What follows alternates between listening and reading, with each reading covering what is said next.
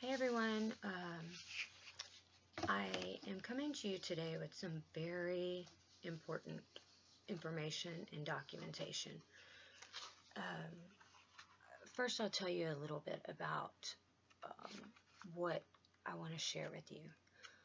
So I have here a document, a court document, signed and sealed by the court, by a magistrate, that has been missing for at least 8 years. It is a very damning document for Mr. David Mabuza, the deputy president.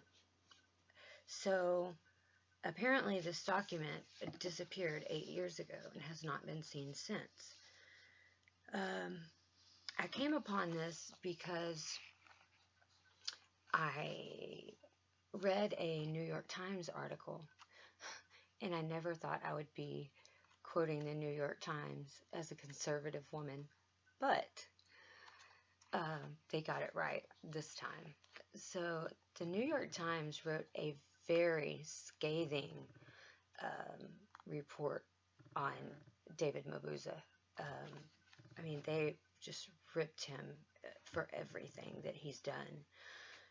And I'll go over this first with you, and then I'll go over the document so that you can have a better understanding. The headline is, South Africa vows to end corruption. Are its new leaders part of the problem? It goes on to say that Mr. Mabuza, that his first big post in the province was education minister. That's how he got his political start. And then it goes on to say that, you know, under the ANC, the education system has been in shambles, so gutted by corruption that even party officials are dismayed at how little students are learning in schools, so decrepit that children have plunged to their deaths in toilets, literally.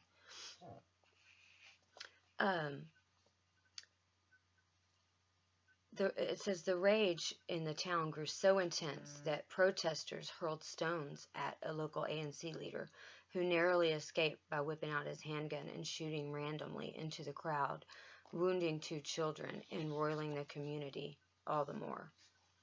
Oh, and this was written on August 4th, guys, 2018. It says Mr. Mabuza never came to the school or met with the parents, and for good reason. Local officials contend the dangerous conditions were a clear reflection of his control over the province, where millions of dollars for education have disappeared into a vortex of suspicious spending, shoddy public construction, and brazen corruption to fuel his political ambitions, according to government records and officials in his party. But the uprising and allegations against Mr. Mabuza did not crimp his political rise. To the contrary, only a few months later, as the ANC tried to quash national outrage over misrule by its leaders, Mr. Mabuza scored his biggest triumph so far. He was picked to become second in command of the entire ANC, launching him into an even more prominent post as South Africa's deputy president, second only to the nation's leader. Mr. Mabuza may seem an odd choice, especially at the time when the ANC is desperate to purge its reputation for graft and restore its image as the rightful heir to Mr. Mandela's legacy. But that is vexing. That is the vexing secret behind Mr. Mabuza's spectacular climb. Current and former ANC officials say he siphoned off money from schools and other public services to buy loyalty and amass enormous power, making him impossible to ignore on the national stage and putting him in a position to shape South Africa for years to come. Nearly a quarter of the primary schools in Mr. Mabuza's province still have only dilapidated pit toilets, despite ample government funds to fix them. And during his tenure, his province was caught fabricating the passing rates. on the annual national exam, enabling him to claim big leaps forward that never happened. The schools Mr.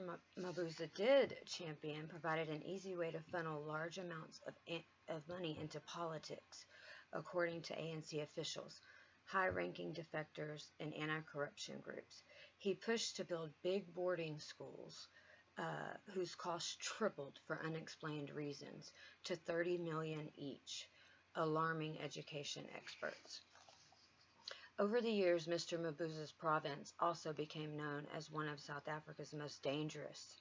Nearly 20 politicians, most from inside the ANC, were assassinated in the past 2 decades, some after exposing graft in public works projects. All the while, Mr. Mabuza's political career flourished. He attracted legions of new ANC members with government contracts, cash handouts, and even KFC meals, according to current and former party officials. Under the ANC, Mr. Mandela's once heralded liberation movement, tens of billions of dollars meant to lift poor black South Africans have been stolen by party leaders. Strong institutions like the tax agency have been hollowed out by party officials bent on shielding their illicit activities. But the nation's poor schools are perhaps the ANC's greatest betrayal of the dreams of black South Africans. The schools also offered him a rich political opportunity. Education represents about half of provincial budgets, followed by health. That's a lot of money. The consequences are evident. Mr. Mabuza's province, where corruption is run through every layer of the education system and across South Africa, less than a quarter of South African children in 4th grade understand what they read, according to an international literacy test.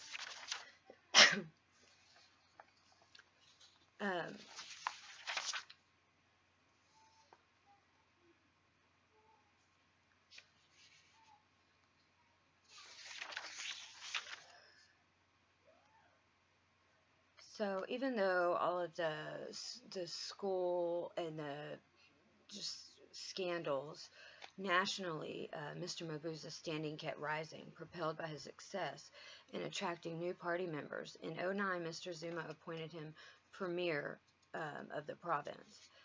But Mr. Mabuza raised more red flags, stripping some of the decision-making power over government projects from local officials and concentrating it in his own office. He justified the move, called the Rapid Implementation Unit, as a way to act quickly. That's how he managed to loot, said a former ANC leader who grew up on the same street as Mabuza and worked under him in the provincial housing department.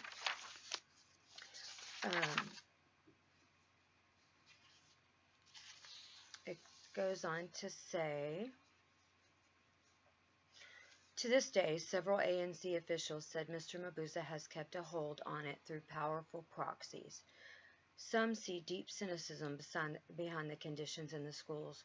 When black South Africans become educated and move into middle class, their loyalty to the party tends to wane, elections have shown. So by perpetrating a culture of dependence, critics contend the ANC ensures its dominance.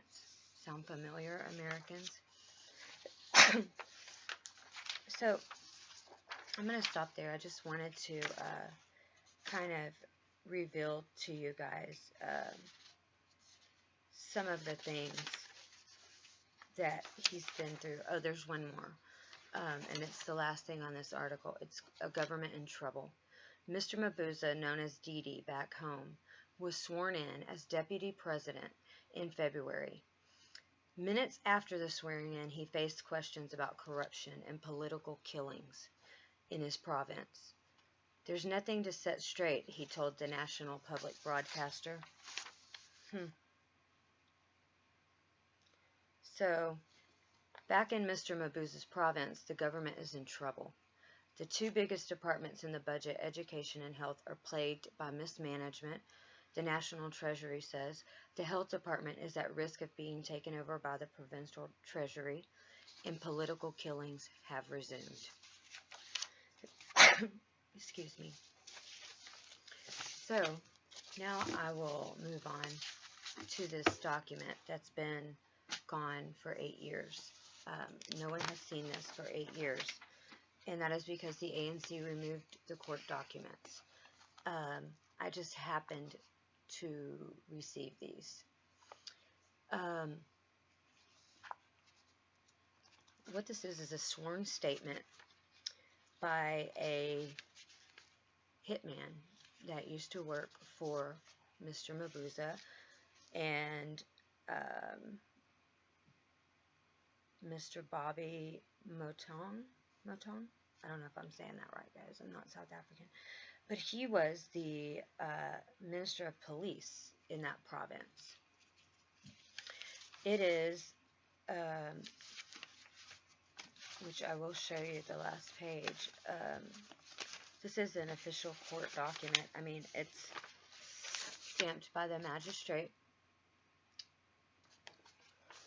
So, what the sworn statement says. I, the undersigned, and it takes his name out, a Mozambican national, going by the name blank, do hereby state in English and under oath as follows.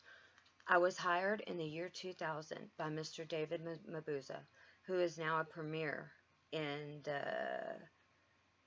Mpumalanga Province, to work for him and Mr. Steve Mabone. Oh, Steve Mabone, that's who I was talking about. Who was then a minister of police in that province. I was hired to be a cleaner for both of them. Being a cleaner means eliminating political and or business opponents of both Mr. Mabuza and Mr. Mabone. I was brought in by Mr. Mabuza, who had requested Mr. Bobby Motong of Kaiser Chiefs to set up a meeting between the three of us, myself, Mr. Mabuza, and Mr. Motong. By this time, I was doing work for Mr. Motong, which included cleaning up for him, facilitating the entry of drugs into South Africa and arms and ammunition. After this meeting, I moved to work for Mr. Mabuza, who then introduced me to Mr. Mabone. In 2000, I was instructed by Mr. Mabuza and Mr. Mabone to shoot and kill Mr. Fish Malalela, who was a minister in the province. I was told that he was causing problems for Mr. Mabuza and that Mr. Mabone's business and Mr. Mabone's businesses. A friend of mine warned me that Mr. Malalela had received military training in Angola and Russia, that attacking him may be the end of me. I reported this to Mr. Mabuza and Mr. Mabone and told them that I could not go through with it. On that day, in my presence at a farm in Ellenshock near Nwagwana, Mr. Mabone phoned the premier of that time, Mr. Malangu, and instructed him to remove Mr. Malalela from the cabinet. He was saved assassination by being removed from the cabinet in 2000. Again in 2000, I was sent to Kwandebele and spent 3 weeks monitoring a certain Mr. Masiza, who owned a driving school that was competing with Mr. Mabone's. I eventually shot and killed Mr. Masiza in Zimbabwe, and Arnando Ferreira from Mozambique. I was instructed in the meeting with Messrs. Mabuza, Thaletti, Motong, and Sherwa to prioritize Mr. Jimmy Molala.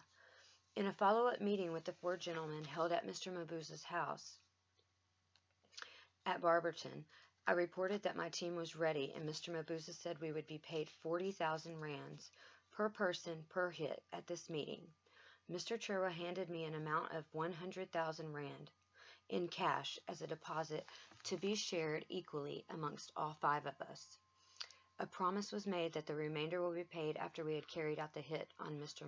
Molala. After following Mr. Malala's movements, we split into two groups. One group of three was stationed at one of his two houses. The other group of myself and Armando was stationed at the other house. We followed Mr. Malala into his house, and I shot him twice or thrice. He was with a child who was shot by Armando, while I had to make sure Mr. Malala was dead. This was January 2009.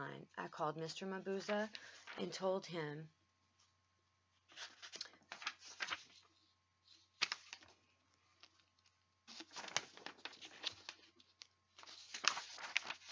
the job was done. Mr. Mabuza sounded very happy upon hearing this news. We retreated back to Mr. Mabuza's farm in Barberton, where he told me we must move to Ellenshock Farm until the rest of our money was settled. He told me the rest of our money will be paid sooner. He also told me to shake Mr. Chiwayo with threats on his phone, which numbers Mr. Mabuza gave me. I threatened him on his phone at least 5 times. In August 2009, while on my way back to Ellenshock from Nelsprut, a lady friend called on my cell and told me never to return to Ellenshock because my other 4 colleagues had been executed on the farm by 2 men in the presence of Mr. David Mabuza and Mr. Bobby Motong. Scared, I asked her what to do, and she advised me to travel to Barberton, tell Mr. James Kambule everything, including that we were to attack him on or before August 15th, 09. Afraid and tired of the killings, I went back to Barberton on August 13th, 2009, where I asked to speak to Mr. James Kambule. And I was told late in 2000,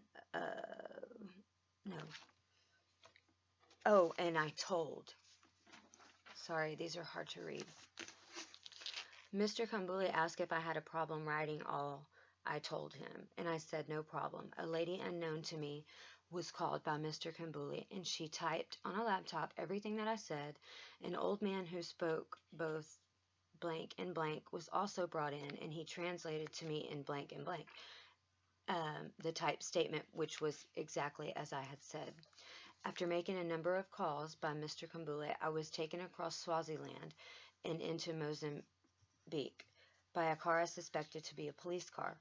Mr. Kambule assured me that he will make everything possible, that I must be safe and testify against my bosses once he was sure that the time was right. I asked Mr. Kambule to get me protection from prosecution before I could testify. I also asked him to arrange that I meet Mr. Malala's children and other people I was to kill to apologize to them. Mr. Nakuna came to my home looking for me in 09. My aunt told him I had committed suicide and showed him fake death certificate and my uncle's grave as mine. This allowed me to be safe, during which time Mr. Kambule sent me food via some officials I suspected to be police. I'm not proud of what I did. I'm sorry for everything I did. I did for money to support my 3 children. This statement was read in blank and blank for me. It contains the true facts as I know them. I consider this statement to be binding on my conscience, and I have no objection to taking the prescribed oath. Done this 13th day of August 2009 and at Barberton, blank, despondent. Here is the stamp.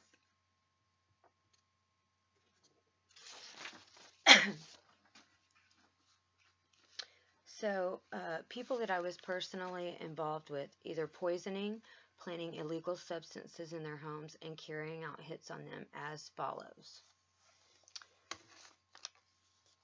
I think I'm going to end this here, guys, so that I can do another video and it won't be as long. So just know that there's a second part to this, and I will get to it shortly. Thank you.